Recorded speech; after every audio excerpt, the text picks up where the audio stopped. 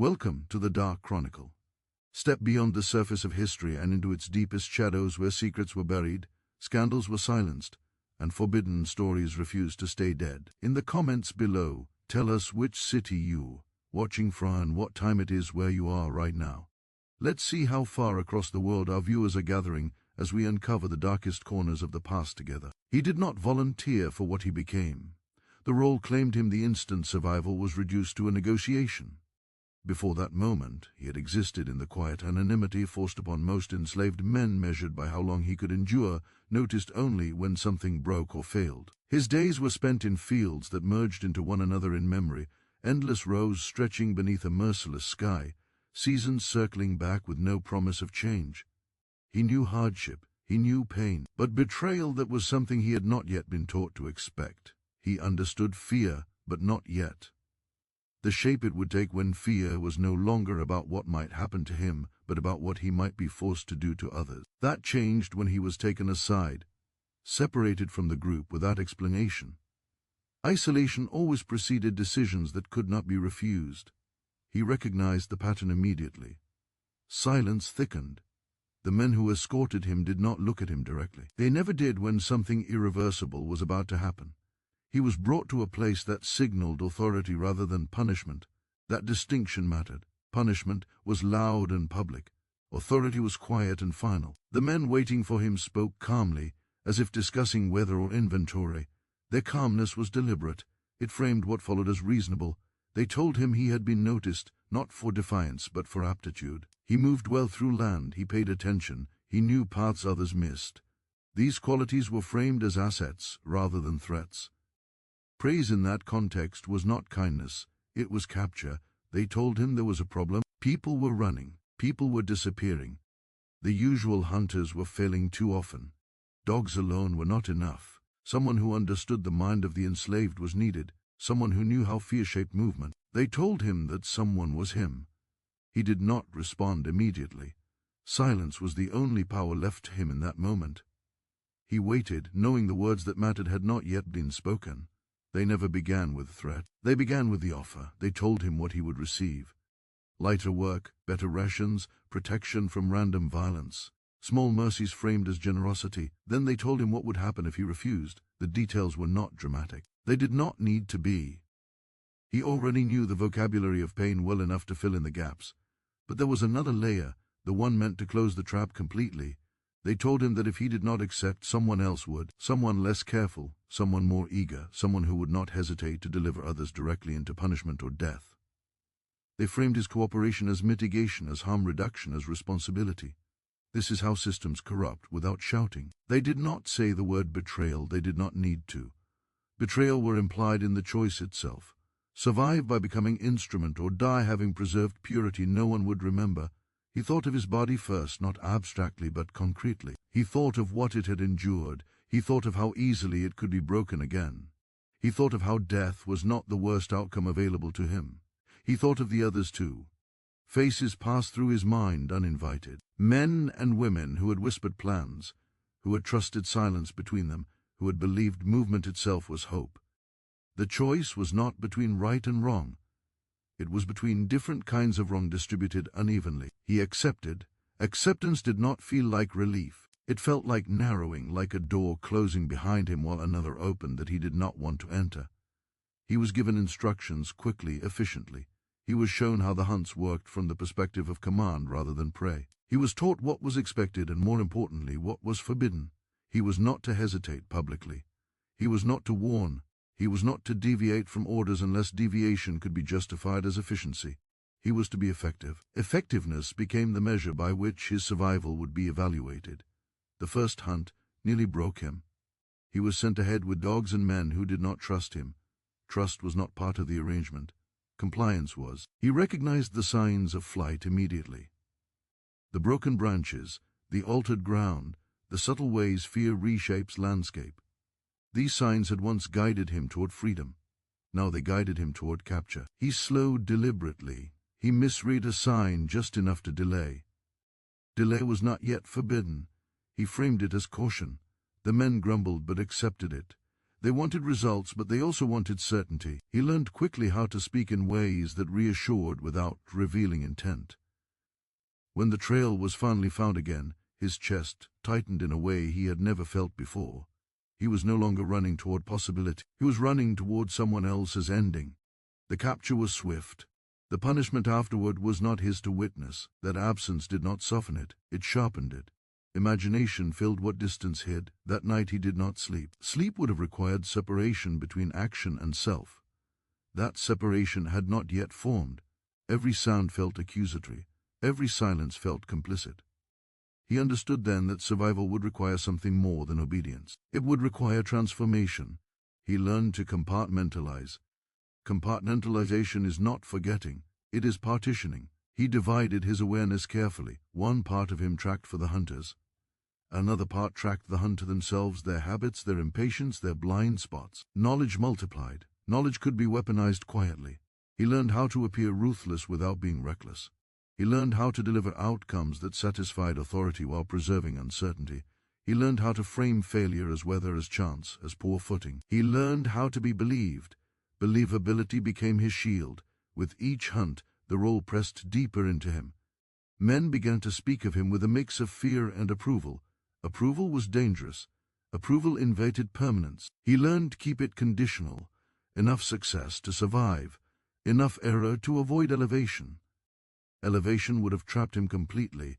He began to see the system from inside, and the view was worse than he had imagined. He saw how deliberately cruelty was distributed, how efficiency mattered more than justice, how guilt was outsourced downward while profit and power flowed upward untouched. He saw how easily a victim could be turned into an instrument. That knowledge did not absolve him, it burdened him. He began to lie more carefully, not always to save others completely. Sometimes that was impossible, but to soften outcomes, to misdirect, to buy time. Time became the most valuable currency he could offer. Every delay mattered. Every wrong turn mattered. Every dog that lost scent mattered. He learned to exploit the hunters. Overconfidence. They trusted him because they believed desperation erased conscience. They believed survival always aligned with obedience. They were wrong. But disobedience in his position could not be allowed. Loud disobedience would have ended him immediately and replaced him with someone worse. Resistance had to be invisible. This was the darkest part of the role. Not the hunting itself, but the calculation, the constant weighing of harm, the knowledge that any choice he made carried consequences for others, that survival in this form was never clean. He stopped thinking of himself as good or bad. Those categories offered no guidance. He thought instead in terms of damage control, of minimizing outcomes in a system designed to maximize suffering. He did not forgive himself. Forgiveness would have required distance he could not afford. He lived instead with awareness, sharp and unrelenting. Awareness kept him careful. Carefulness kept him alive. At night he replayed faces he had led toward danger. Some survived, some did not.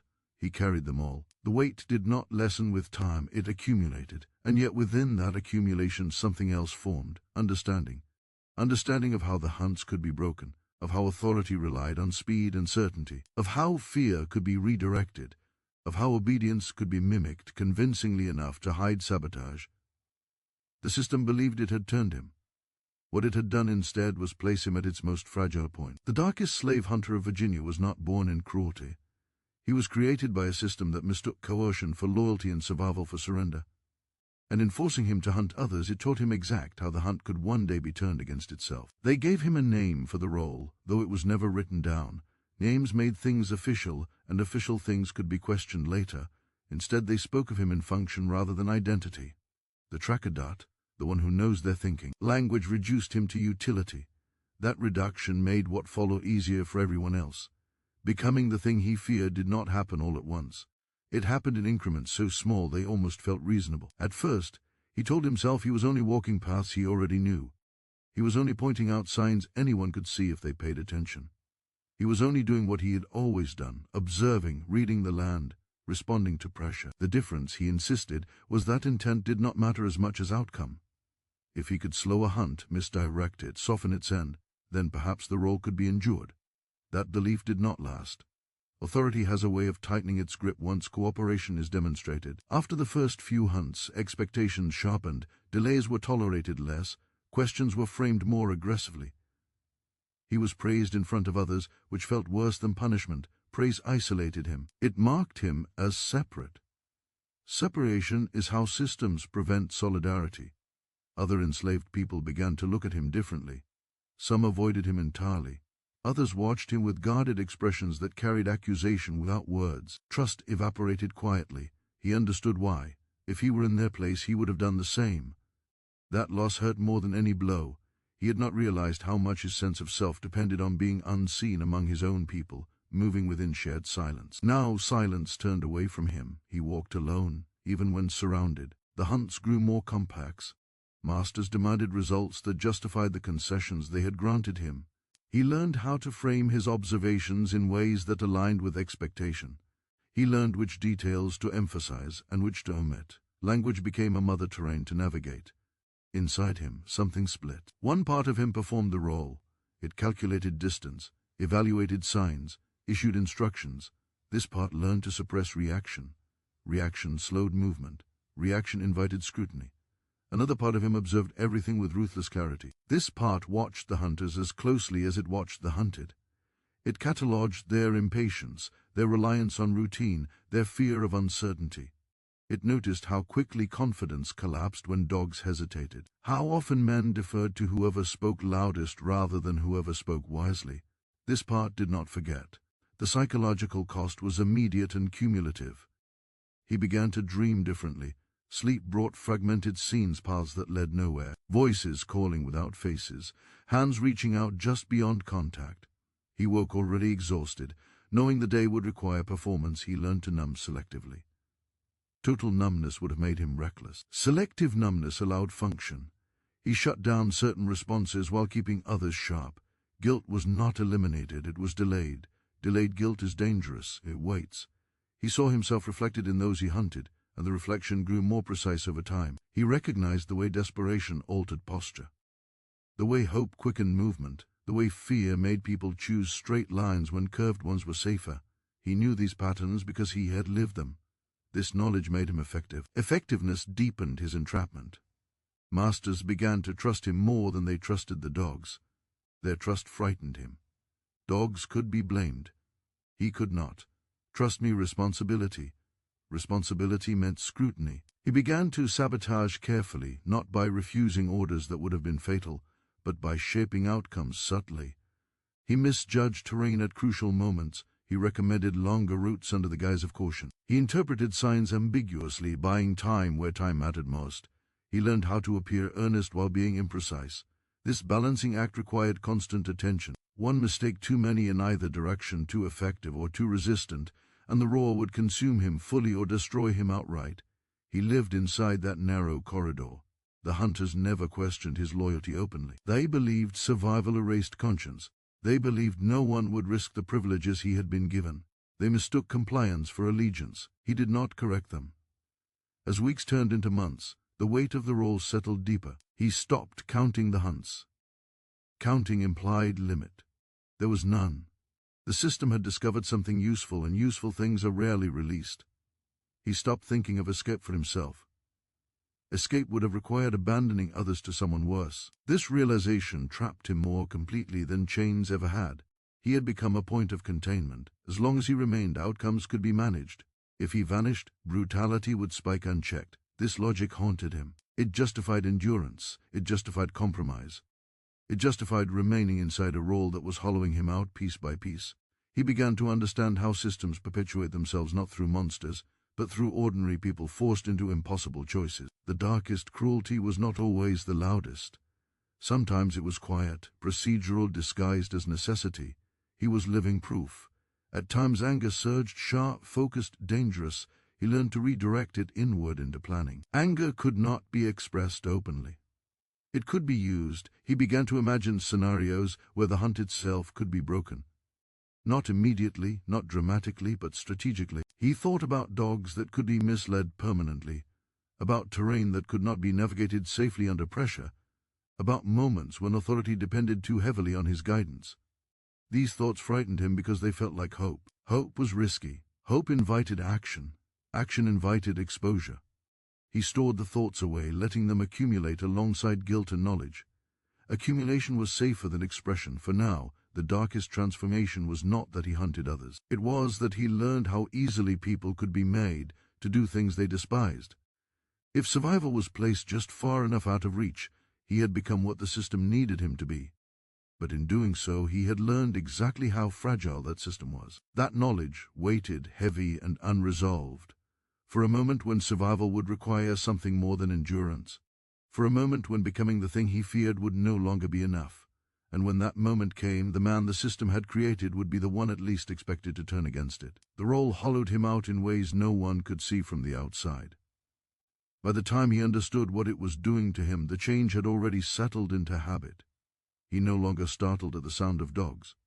He no longer flinched when a trail ended in certainty rather than hope. His body moved with efficiency even when his mind resisted. That efficiency frightened him more than fear ever had. Fear meant resistance still existed. Efficiency meant accommodation. This was the psychology of the broken role, not collapse, but adjustment. He learned to hold two realities at once. In one, he was the tracker, the man whose knowledge made the hunt possible. In the other, he was still enslaved, still watched, still owned, still expendable. The moment usefulness ended, these realities did not reconcile. They coexisted in constant tension, pulling him in opposite direction. The mind does not fracture cleanly under such pressure. It bends. He noticed the bending first in small things. He began to anticipate the hunter's questions before they were asked, answering them automatically. He began to think in terms of outcomes rather than people. He began to evaluate terrain, not for escape, but for containment. Each of these thoughts felt like betrayal, but betrayal had become ambient. It filled the space so completely that identifying its edges became difficult. Guilt did not leave him, it transformed. At first, guilt had been sharp and immediate, arriving after each hunt like a blow. Over time, it became diffused, less painful but more pervasive. It settled into his body like fatigue. He carried it the way one carries an old injury, always present, flaring under strain, never fully healed. He began to dream of paths that split endlessly, each leading to a different loss. In some dreams, he ran and was caught. In others, he hunted and succeeded. In none did he wake without the same weight pressing on his chest. Sleep became another negotiation. Rest was necessary, but it offered no refuge.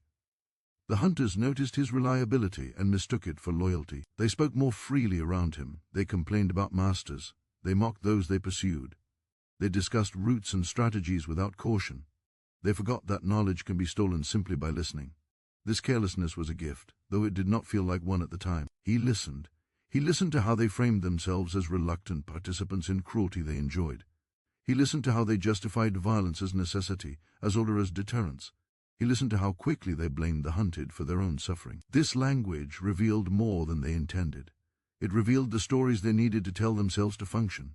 Understanding those stories was dangerous.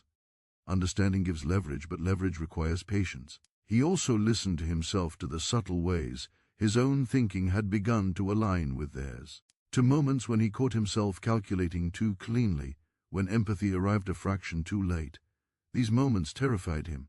They suggested not just coercion but adaptation. The system was not merely using him, it was reshaping him. He fought that reshaping quietly. He began small acts of resistance that could be explained away. He lost trails longer than expected. He misinterpreted signs that were open to interpretation. He chose routes that exhausted dogs without appearing inefficient. Each act alone was insignificant. Together they slowed outcomes enough to matter. This resistance came at a cost. The hunters grew impatient at times, suspicious at others. He learned to balance success and failure carefully, never leaning too far in either direction. Too much success would bind him tighter. Too much failure would expose him. Survival required precision. Precision required emotional distance. This was the cruelest lesson. To remain effective in his resistance, he had to suppress visible distress. Distress drew attention. Attention invited correction. He learned to keep his face neutral, his voice steady, his reactions minimal. Over time, this neutrality began to feel natural. He worried about that. The more natural it felt, the harder it became to remember who he had been before. Memory blurred at the edges.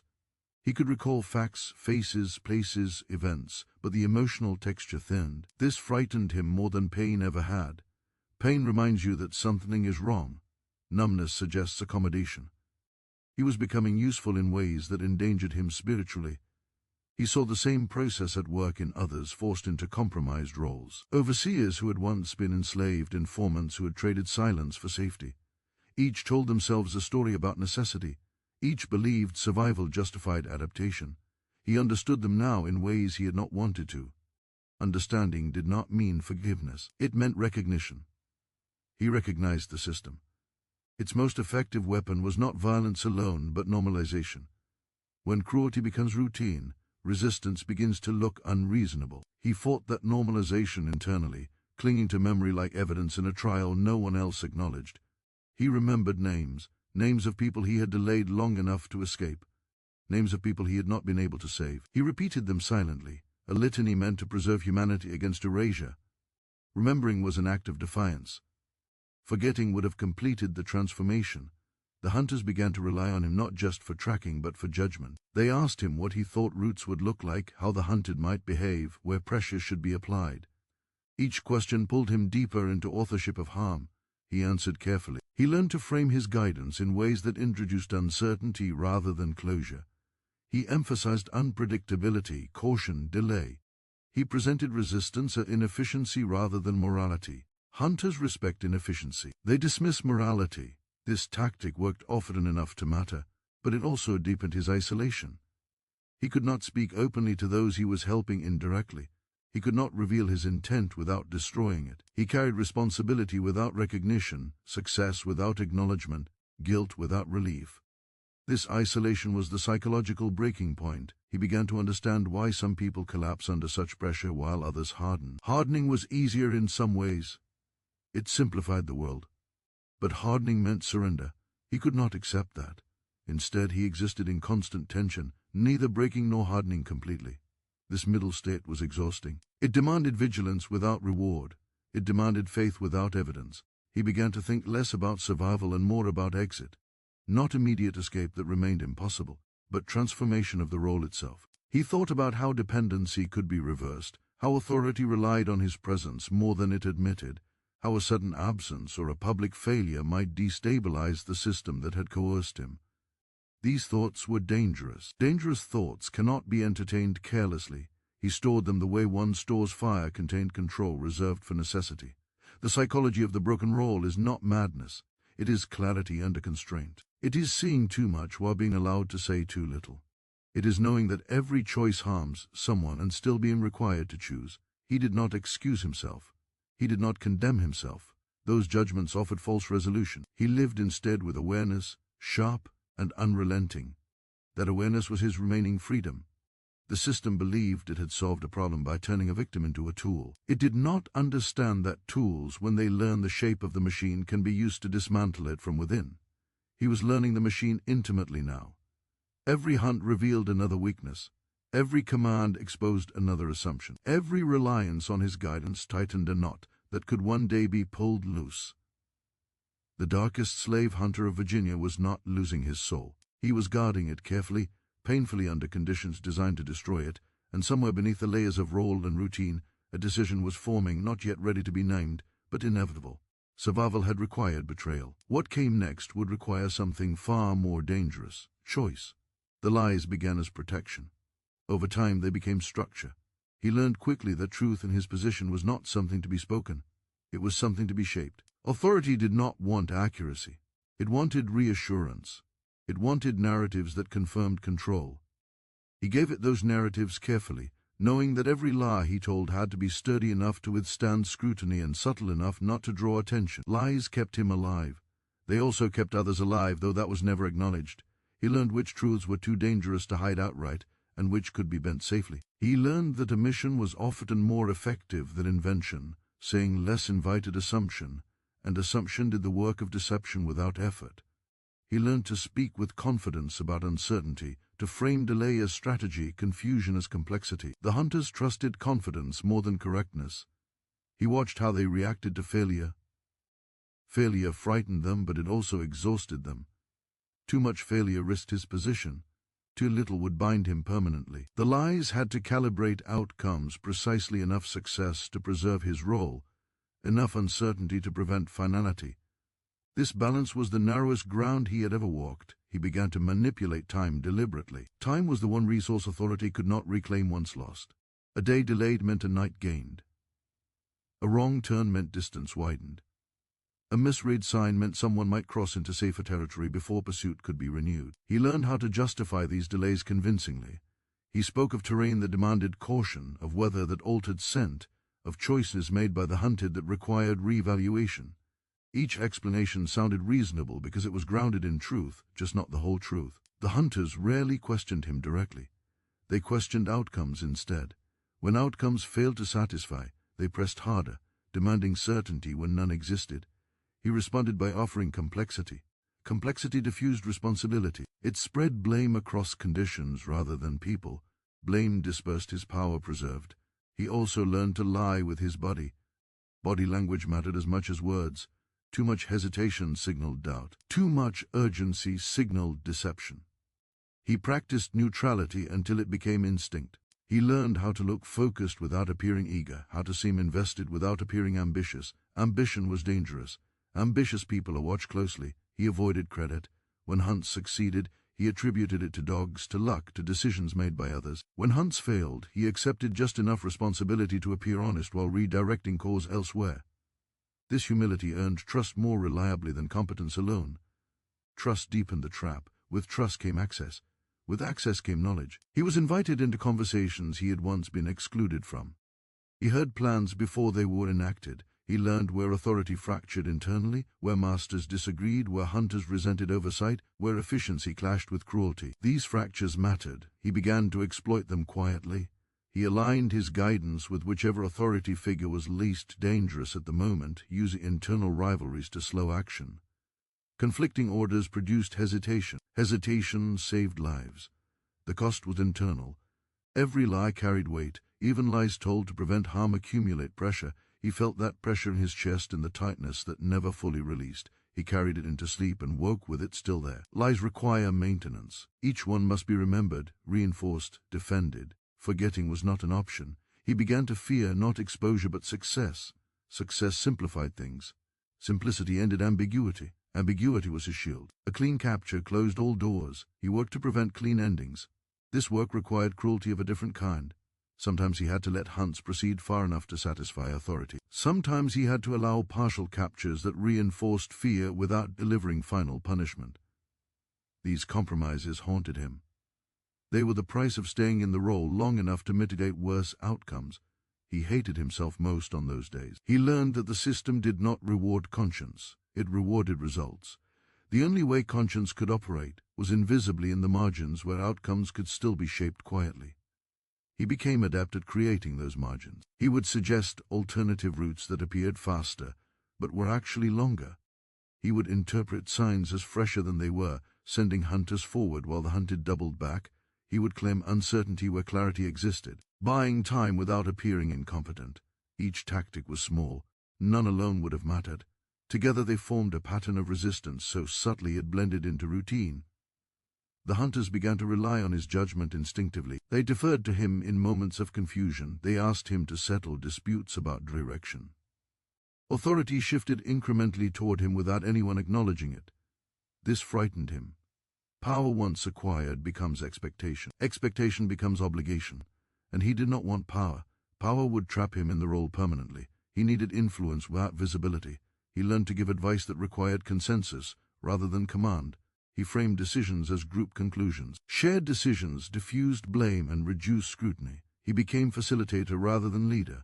Leadership would have killed him. The lies extended beyond the hunts. He lied about his own condition, his own loyalties, his own thoughts. He learned how to be unreadable, even to himself at times. Self-deception crept in quietly, blurring the line between performance and belief. He guarded against that fiercely.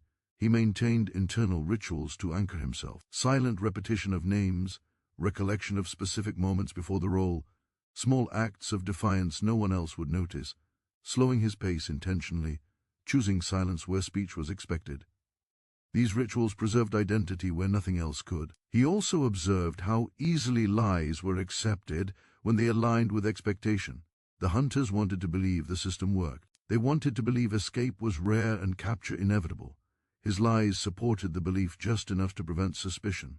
The darkest irony was that the lies required him to appear crueler than he was. Mercy would have exposed him. He learned to speak harshly even when acting gently. He learned to threaten outcomes he quietly worked to avoid. This duality eroded him. There were moments when he wondered whether the distinction still mattered, whether intention could justify action when outcomes remained harmful. He did not resolve this question. Resolution would have paralyzed him. He lived instead in unresolved tension. The lies kept him alive. They also kept the system stable enough to continue. This realization cut deeply. He was not dismantling the machine. He was slowing it, buying time, reducing harm at the edges. Was that enough? Did survival justify participation? He did not have the luxury of answering fully.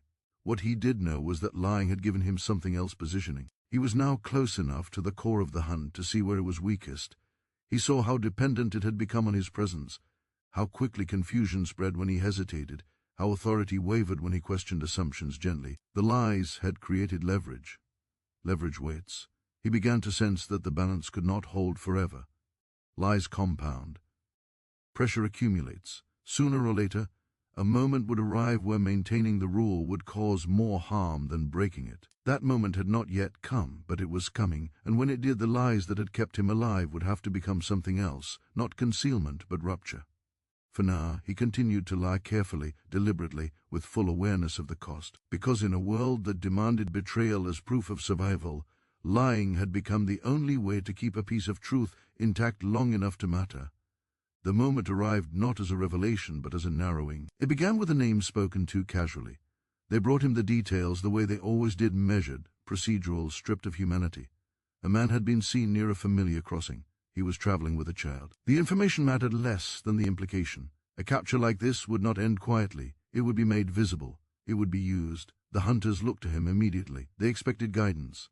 They expected efficiency. They expected him to do what he had done so many times before: translate desperation into direction, fear into containment. Their expectation were unspoken but absolute. Expectation once internalized becomes command. Something in him tightened. He listened without responding at first, letting silence stretch just long enough to register. Silence had become one of his few remaining tools. It unsettled people accustomed to quick compliance. It created space. He used that space to think. He knew the area. He knew the crossing.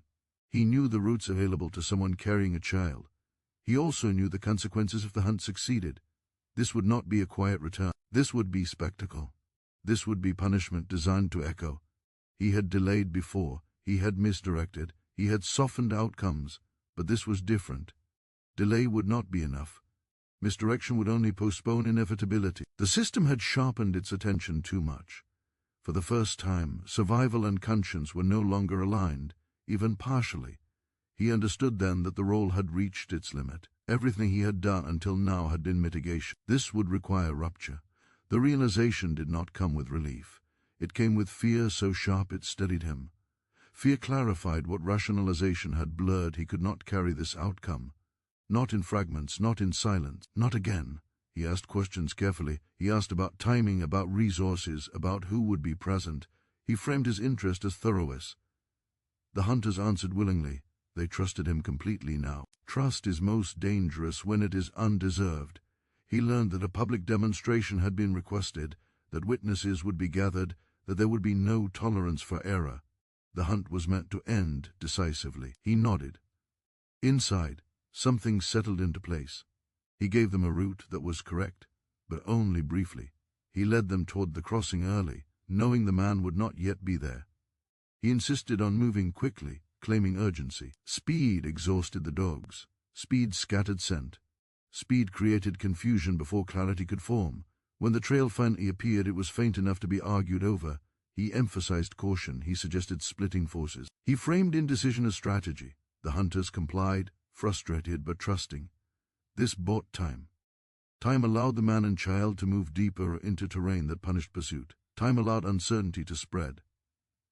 Time allowed fear to return, not of the hunted, but a failure. He took a risk. Then he misread a sign too openly. It was a calculated mistake, not subtle, not defensible.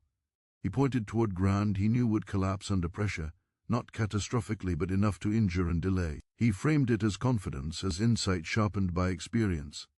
The hunters followed. The ground failed predictably, not violently, just enough to shift weight, to twist ankles, to shatter momentum. The dog surged and hesitated, confused by broken scent and unstable footing. The hunt fractured again, but this time frustration tipped into suspicion. They looked at him differently. Suspicion is a dangerous moment. It is when authority decides whether trust was misplaced or simply strained.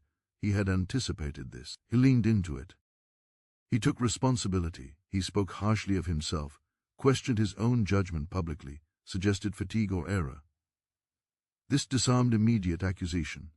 Authority prefers submission to confrontation. He offered them that carefully. It worked. They regrouped, slower, now angrier, but still dependent. They needed him to finish what had begun. Dependency blunts suspicion temporarily. He led them one final stretch, enough to satisfy the appearance of effort. Then, deliberately, he broke the pattern. He stopped. He said the trail was too compromised. He said dogs were unreliable. He said continuing would risk losing the hunt entirely. He framed withdrawal as preservation of future success. Authority understands future success better than present doubt. They argued, voices rose, frustration spilled. He held firm. This was the most dangerous moment of his life.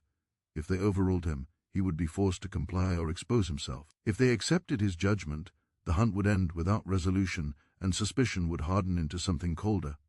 They accepted, not because they believed him fully, but because they were exhausted and uncertain. Exhaustion creates consent. The hunt was called off temporarily. Temporarily was enough. That night he did not sleep. He listened for sounds of reprisal that did not come. He waited for accusation that remained unspoken. Silence stretched long and uneasy. He knew it would not last. By morning, the man and child were gone beyond easy reach. The opportunity had passed. The hunters were furious. They did not blame him openly. They blamed terrain. They blamed timing. They blamed bad luck. Blame moves outward when confronting it inward would expose vulnerability. But something had changed. He was no longer trusted without question. His position had shifted from asset to liability. Liability invites resolution. He understood that remaining was no longer possible. The role that had protected him had turned. Survival would now require disappearance rather than manipulation. He did not announce this to himself. Announcement would have been dangerous. He prepared quietly. He began to fail in ways that could not be explained away as strategy. He misjudged too often. He questioned authority too directly. He disrupted routine subtly but persistently. The system began to push him out on its own. This was intentional.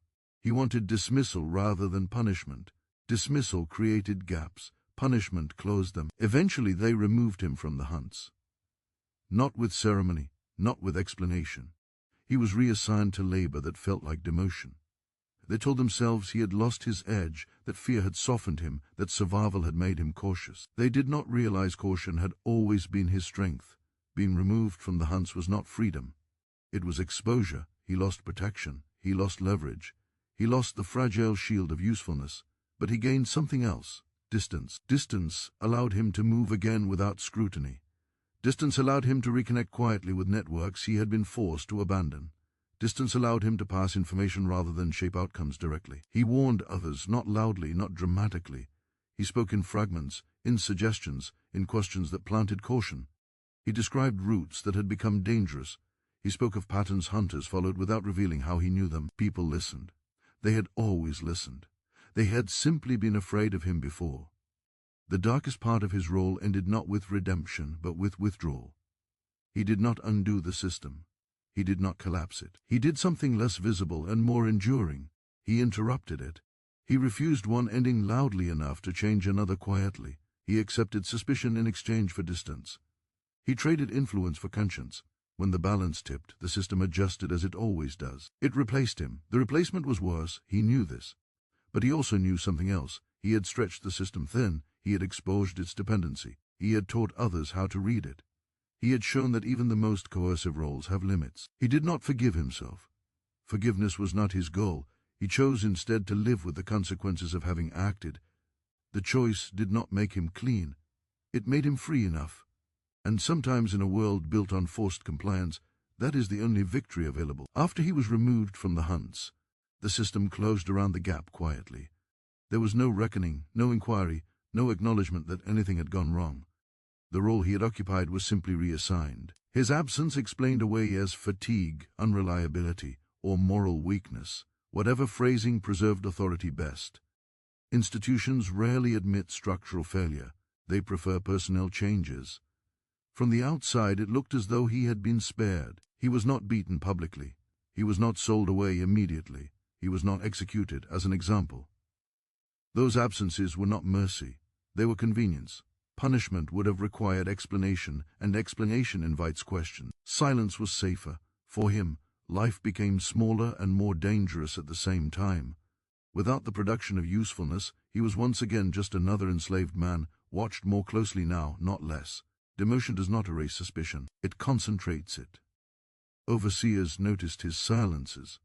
Masters noted his distance. He had moved from asset to anomaly. Anomalies do not last long. He understood this. He had always understood that survival inside the system depended on motion. Stillness invited inspection. Inspection invited disposal. So he began to move again, but differently than before. He did not flee immediately. Flight too soon would have conferred every doubt. Instead, he became ordinary again in appearance. He labored. He obeyed. He spoke less than necessary. He let the system believe it had neutralized him.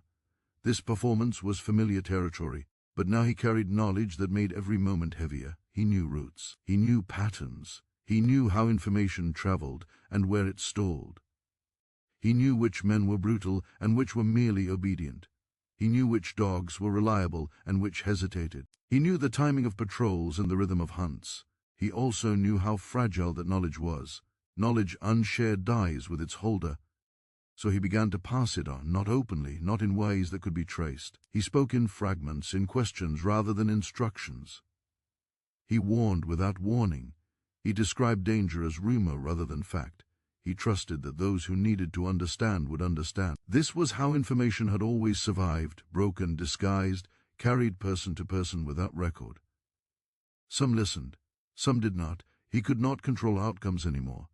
He accepted that the man and child he had saved never returned. He never learned their names. He did not need to. Knowing they were gone beyond easy reach was enough. That knowledge studied him on nights when regret surged and memory pressed close. He had not saved everyone. He would never claim that. But he had refused one ending. That refusal mattered. The system adjusted to his absence clumsily. The new tracker was efficient but careless. Hunts grew louder, shorter, more violent. Success rates increased briefly, then declined again as resistance adapted. Dogs were overworked. Terrain was misunderstood. Fear spread unevenly. The system blamed the enslaved, as it always did. It did not blame itself in time. His usefulness faded completely. He was sold, transferred, or reassigned. Records differ, and that difference is the point. The official trail ends without ceremony. This is how uncomfortable figures are erased, not with fire, but with mission. What remains is not clarity but question. Was he a villain? Some would say yes. He hunted others. He wore the shape of betrayal. He survived when others did not. Was he a victim? Others would say yes. He was coerced. He was trapped inside a role designed to destroy his conscience. He made impossible choices and a threat of death. The truth does not resolve into either category cleanly. He was a product of a system that specialized in moral compromise, a system that forced survival and solidarity into opposition, then punished those who failed to navigate the contradiction perfectly. The darkest cruelty was not what he did, but the conditions that made every option wrong. History prefers simple villains and simple heroes. It does not know what to do with people like him, so it forgets them. But forgetting is not the same as erasure. The effects of his choices lived on in behavior, in caution passed quietly, in routes avoided, in pauses taken where speed once ruled, in the subtle mistrust that crept into the machinery of the hunt. He had shown that the system could be confused from within. That knowledge persisted even when his name did not. Among those who whispered of him later, stories shifted. Some said he was cruel beyond measure. Others said he had saved more lives than anyone would ever know. Both stories served a purpose. Neither captured the full weight of the truth. The truth was heavier. He had lived inside contradiction and refused to let it harden him completely. He had used deception not for advancement, but for delay. He had accepted blame to interrupt spectacle. He had chosen disappearance over authority when the balance stepped. These are not acts that fit neatly into legend. They are acts of survival shaped by conscience under constraint. In the end, he did not dismantle the system that created him, that would have required power he never possessed. What he did was reveal its dependence on compliance masquerading as loyalty. He showed how quickly control falters when certainty is interrupted. The darkest slave hunter of Virginia was not a monster hiding among victims. He was evidence of what happens when oppression forces people to live inside moral traps with no clean exit. His life does not offer redemption. It offers warning. Warning about systems that manufacture betrayal and then condemn those who survive it. Warning about histories that erase complexity in favor of comfort. Warning about how easily survival can be mistaken for allegiance. If there is a legacy to claim, it is not purity or heroism. It is resistance carried out in fragments. Damage reduced rather than erased. Lives saved without recognition. Guilt borne without absolution. He lived not well, not cleanly, but deliberately. And in a world designed to strip choice from the enslaved, the deliberateness, quiet, painful, unresolved, was itself a form of defiance. The record does not remember his name, but the system remembered him long enough to change its behavior. And sometimes that is how the most dangerous truths survive, not as stories celebrated, but as habits altered, roots broken, and certainty quietly undone.